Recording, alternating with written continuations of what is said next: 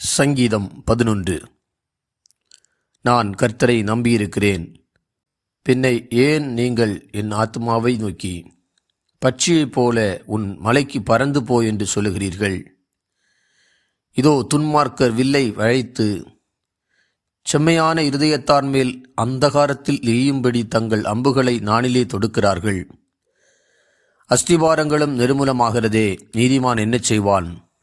கர்த்தர் தம்முடைய பரிசுத்த ஆலயத்தில் இருக்கிறார். கர்த்தருடைய சிங்காசனம் பரலோகத்தில் இருக்கிறது. அவருடைய கண்கள் மனுபுத்திரரை பார்க்கிறது. அவருடைய இமைகள் அவர்களை சோதித்தருகிறது. கர்த்தர் நீதிமானை சோதித்தருகிறார்.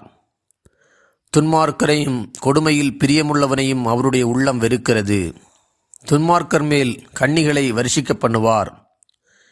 அக்கினியும் கந்தகமும் கடுங்கோடை கொந்தளிப்பும் அவர்கள் குடிக்கும் பாத்திரத்தின் பங்கு.